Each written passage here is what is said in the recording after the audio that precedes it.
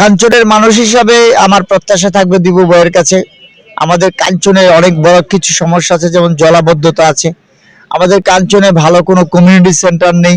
আমাদের কাঞ্চনে কলেজ আছে, সেই কলেজের ছেলেমেয়েরা যাতে নিরাপদে যেতে পারে। মাদককে না বলতে হবে। নারায়ণগঞ্জ ১ রূপগঞ্জ আসন থেকে নবনির্বাচিত সংসদ জনাব মোস্তাফিজুর রহমান ভূঁইয়া দীপুর বাসভবনে আমরা এখানে দেখতে পাচ্ছি নারায়ণগঞ্জ জেলার বিভিন্ন অঙ্গ সংগঠনের নেতাকর্মীরা এখানে পুলিশ শুভেচ্ছা জানানোর জন্য এসে উপস্থিত হচ্ছেন। আমি এখন কথা বলবো অ্যাডভোকেট আমিনুল ইসলাম ভাইয়ের সাথে। নবনির্বাচিত সংসদ সদস্য জনাব মোস্তাফিজুর রহমান ভূঁইয়া ভোটের পূর্বে রূপগঞ্জবাসীকে বিভিন্ন প্রতিশ্রুতি দিয়েছেন। এর মধ্যে অন্যতম একটি প্রতিশ্রুতি হচ্ছে স্বপ্নের রূপগঞ্জ গড়া।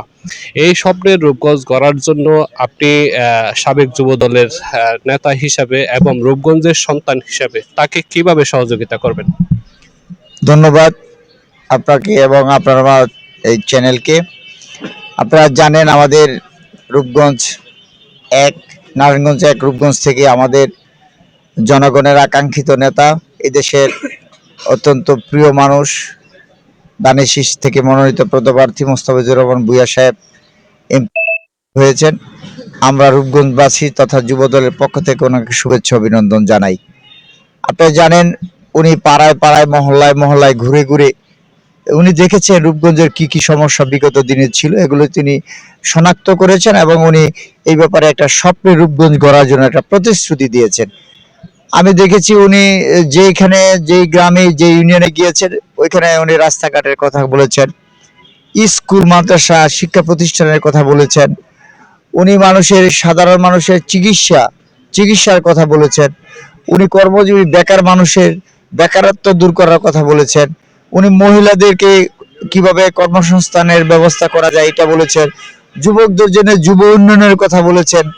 সবকিছু মিলে ওনার মাথার ভিতরে এই যে স্বপ্নের রূপগঞ্জ গড়ার যে পরিকল্পনা আসছে, আমরা মনে করি রূপগঞ্জবাসী ওনাকে সহযোগিতা করবে এবং যে কর্ম পরিকল্পনা উনি নিয়েছেন সেই কর্ম পরিকল্পনা থেকে আমরা ওনার যে পরিকল্পনাগুলো আছে এই পরিকল্পনা বাস্তবায়ন করার জন্য আমরা রূপগঞ্জ থানা তথা সাধারণ মানুষ সর্বাত্মকভাবে ওনাকে সহযোগিতা করব। আপনারা দেখেন আজকে সোনার রূপগঞ্জ করতে, স্বপ্নের রূপগঞ্জ গড়ার জন্য আমাদের যে ছাত্রদের জন্য সুন্দর পরিবেশের সৃষ্টি করতে হবে, মাদক মুক্ত রূপগঞ্জ করতে হবে, সন্ত্রাস মুক্ত চাঁদাবাদ মুক্ত রূপগঞ্জ করতে হবে। এবং এই ব্যাপারে আমি দেখেছি বিগত দিনে উনি সোচ্চার ছিল। ইনশাল্লাহ ওনায় এই রূপগঞ্জের সাধারণ মানুষের ভোটে বিএনপির ভোটে এমপি নির্বাচিত হয়েছে, উনি এইসব ব্যাপারে সজাগ থাকবেন। আমরা ওনাকে সর্বাত্মকভাবে রূপগঞ্জ গড়ার জন্য, স্বপ্নের রূপগঞ্জ গড়ার জন্য আপাময় জনগণকে নিয়ে সহযোগিতা করবো ইনশাল্লাহ।